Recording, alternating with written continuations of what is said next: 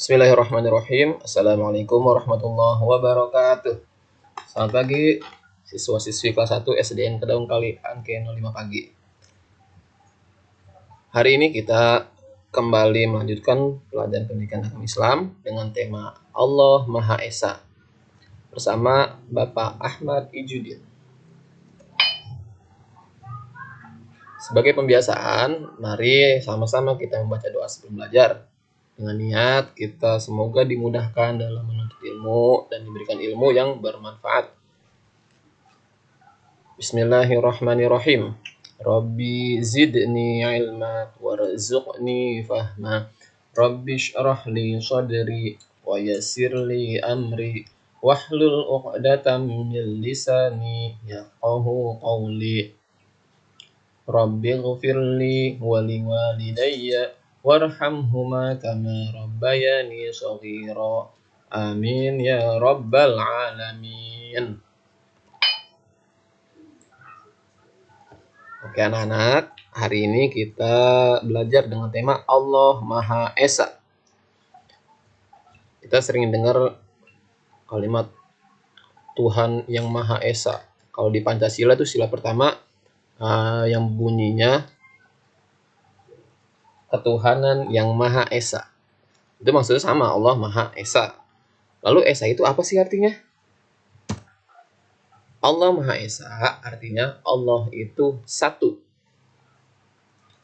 Tidak ada Tuhan selain Allah. Tidak ada yang berhak disembah selain Allah. Allah itu hanya satu. Tidak ada duanya, tidak ada tiganya, apalagi sampai berbilang-bilang.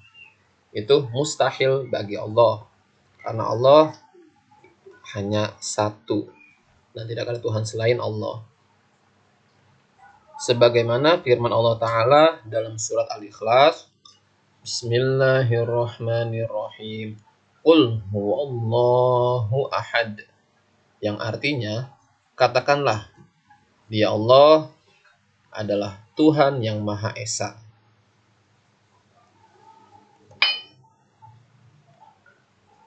Allah Maha Esa. Bukti Allah Maha Esa itu kita bisa saksikan dari gambar berikut ini. Coba kita perhatikan. Ada gambar sekolah. Di sebuah sekolah pasti ada seseorang yang memimpin, yaitu Bapak Kepala Sekolah. Nah, Bapak Kepala Sekolah memimpin sebuah sekolah agar sekolah tersebut menjadi sekolah yang teratur, sekolah yang maju, dan sekolah yang disiplin.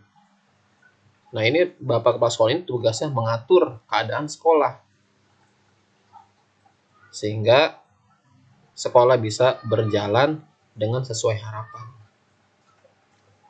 Lalu ada juga nih gambar rumah. Di sebuah rumah ada juga seorang yang mengaturnya nih. Siapa? Yaitu ayah atau bapak sebagai kepala rumah tangga. Seorang bapak tugasnya itu mengatur kondisi di rumahnya. Lalu ada gambar pemain sepak bola, Tsubasa dan kawan-kawan. Nah, klub sepak bola juga punya pimpinan yang mengatur tim sepak bolanya tersebut, yaitu pelatih. Nah, pelatih ini tugasnya untuk mengatur nih tim sepak bola agar menjadi tim yang hebat. Nah, kesamaan dari gambar-gambar ini yaitu ada satu orang yang mengatur. Kenapa satu orang? Karena pimpinan tertinggi itu yang mengatur segalanya agar bisa mengatur dengan baik. Andaikan kalau misalkan ada dua pemimpin, kalau misalkan satu klub sepak bola ada dua pelatihnya, ntar yang ada timbul perselisihan. Seperti misalkan pelatih yang satu pengen si Tsubasa mau jadi kiper, kata pelatih yang satunya jangan, Tsubasa mah jadi SBK aja. Nah, ntar jadinya repot, yang ada jadi perselisihan. Maka dari itu cukup satu pelatihnya. Nah, lalu ada gambar bumi, planet, matahari, nah gambar alam semesta. Nah, alam semesta juga ada yang mengatur supaya berjalan harmonis.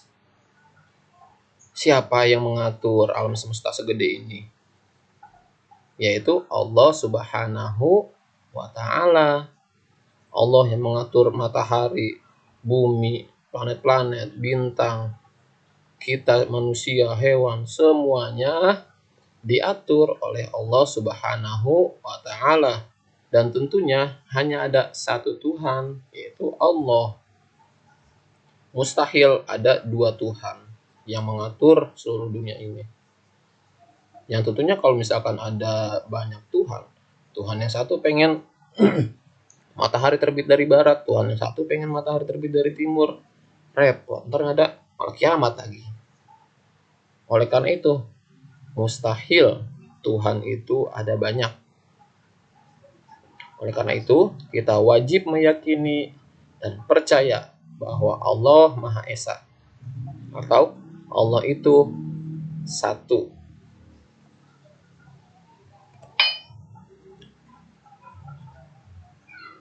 Selanjutnya, bisa kalian buka di buku halaman 17. Buku paket agama halaman 17. Coba kalian perhatikan diri kalian sendiri. Kita diberikan anggota tubuh seperti mata, hidung, mulut, telinga, kaki, dan tangan. Nah, semua anggota ini diberikan oleh Allah Subhanahu wa Ta'ala. Masing-masing anggota punya fungsinya. Seperti mata untuk melihat, hidung untuk membau atau mencium bebauan, mulut buat mengunyah makanan, untuk berbicara, untuk membaca, untuk ngaji, telinga untuk mendengar, tangan untuk megang atau meraih atau menulis, kaki untuk berjalan, atau juga untuk berlari. Semua ini, anggota badan kita adalah ciptaan Allah Subhanahu wa Ta'ala yang kita wajib syukuri. Gimana cara mensyukurinya? Yaitu dengan cara menjalankan perintah Allah. Dikasih mata untuk melihat hal yang baik, untuk melihat Al-Quran, untuk melihat buku pelajaran, hidung untuk mencium yang wangi-wangian, mulut. Nah, ini mulut nih banyak nih buat berbicara yang baik. Tuh, cara mensyukurinya. Makan halal. Jangan sampai ngomongin orang atau mencela teman. Lalu telinga untuk mendengar yang baik-baik. Jangan buat dengerin gosip. Lalu ada tangan. Gunakan untuk kebaikan. Buat menulis, buat belajar, untuk membantu orang lain. Jangan gunakan tangan untuk kejahatan seperti mencuri atau memukul teman. Lalu setelah kita melihat diri kita sendiri, coba kita lihat lingkungan kita, bermula dari lingkungan rumah. Di rumah kita mempunyai keluarga, ada ayah, ibu, kakak lagi, ada empok atau kakak, ada adik. Orang tua kita menyayangi anak-anaknya. Kita sebagai anak harus berbakti kepada orang tua. Gimana berbaktinya? Laksanakan apa yang orang tua perintahkan. Seperti orang tua nyuruh rajin belajar, kita harus rajin belajar. Jangan sampai membantah atau melawan orang tua. Lalu kita juga kalau misalkan punya adik, harus sayang kepada adik. Terus kalau misalkan kita punya kakak, harus hormat kepada kakak. Tidak boleh saling berantem atau bermusuhan. Dan kepada orang tua juga tidak boleh melawan. Oleh karena itu, kita harus bersyukur kepada Allah diberikan keluarga yang bahagia. Orang yang bersyukur nanti akan ditambahkan nikmatnya oleh Allah Subhanahu wa Ta'ala. Sebaliknya, kalau kita tidak bersyukur, nah nanti malah dikasih bahaya oleh Allah, dikasih bencana. Na'udzubillah min dzalik.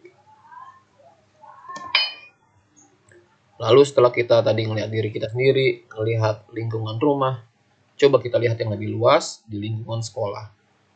Untuk sekarang, kalian kelas 1 mungkin belum merasakan lingkungan sekolah, atau mungkin sudah pernah di TK. Alhamdulillah yang sudah bisa merasakan. Tapi mudah-mudahan segera berakhir nih pandemi, agar kita bisa berjumpa tatap muka belajar di kelas bersama-sama. Bapak Ibu guru selalu membimbing membaca, menulis, berhitung, dan mengaji. Oleh karena itu, kita sebagai murid harus menghormati Bapak dan Ibu guru. Ketika bertemu, berikan salam, Assalamualaikum Pak. Lalu ketika kita berjalan di depannya, permisi Pak. Jangan main selonong-selonong aja. Harus punya sopan santun. Dan juga aku senang belajar dengan guruku. Harus ditanamkan, harus senang dengan belajar. Tidak boleh benci belajar. Karena kalau kita udah senang belajar, nanti belajarnya jadi mudah. Belajarnya jadi gampang. Tentu kita mau jadi anak yang pintar. Oleh karena itu harus senang dulu dengan belajar. Selanjutnya, kita punya teman-teman. Teman main di rumah atau teman main di sekolah. Aku senang bermain dengan temanku. Kami selalu bermain dengan rukun. Tidak main kata-kataan atau mencela teman atau menjahati teman. Sesama teman harus selalu bermain dengan rukun.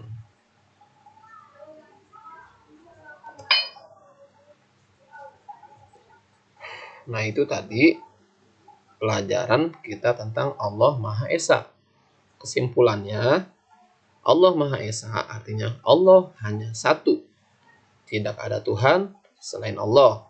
Dan tidak ada Tuhan yang berhak disembah kecuali Allah Subhanahu wa Ta'ala.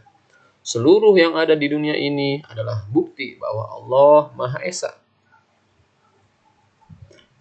Aku bersyukur kepada Allah atas semua yang telah Allah berikan. Bersyukur kepada Allah, caranya gimana Pak? Bisa dengan berbagai cara, seperti berbakti kepada orang tua, lalu rajin belajar, rajin beribadah, dan selalu melakukan perbuatan terpuji atau perbuatan baik. Itu merupakan cara kita bersyukur kepada Allah Subhanahu wa Ta'ala. Jadi ingat, Allah Maha Esa artinya Allah itu satu.